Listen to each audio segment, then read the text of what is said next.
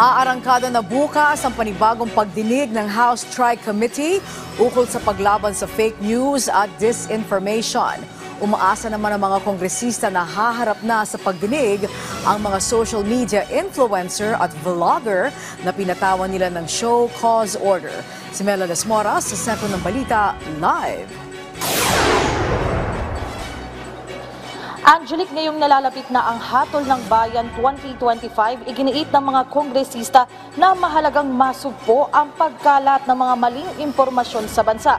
Kaugnay niyan, bukas nga ay aarangkada na ang pagpapatuloy ng pagdinig ng House Tri-Committee ukol sa mga isyu ng fake news at disinformation.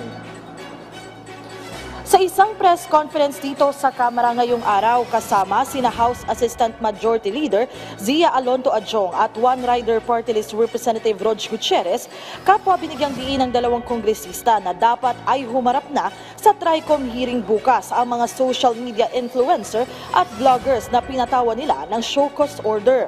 Nais lang naman daw ng mga mambabatas na marinig ang kanilang panig ukol sa paglaban sa fake news at hindi ito pagsupil sa kanilang freedom of speech.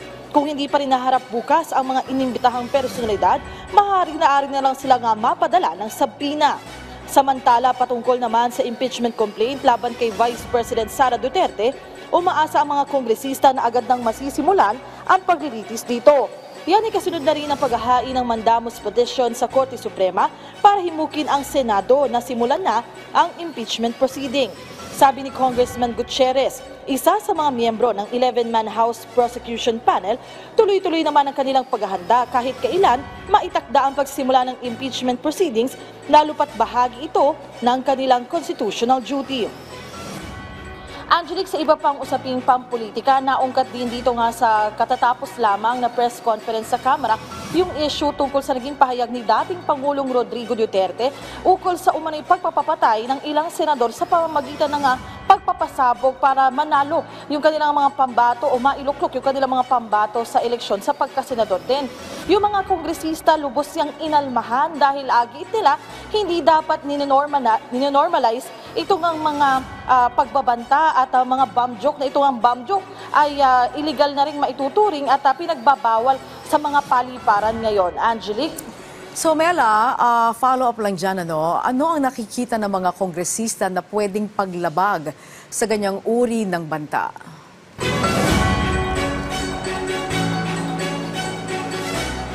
Angelic, yung isa kasi din sa humarap nga sa press con, si Congressman Rog Gutierrez ay isa rin siyang abogado at isa sa mga nakikita niyang posibleng paglabag dito nga sa naging pahayag ni dating Pangulong Duterte ay grave threats. Pero ang sinasabi nga nila, Angelic, no, hindi naman ito about sa kung ano man yung dapat ikaso o hindi. Pero yung mismong sistema at kultura ng mga salita tungkol sa mga pagpapatay o anumang mga karahasan ay hindi na dapat nila talagang tinotolerate sa bansa. Kaya nga hinghimok din nila yung ibang government agencies like NBI na imbestigahan yung mga ganitong klase ng pahayag. Angelic? Alright, maraming salamat sa iyo, Mela Lesmoras.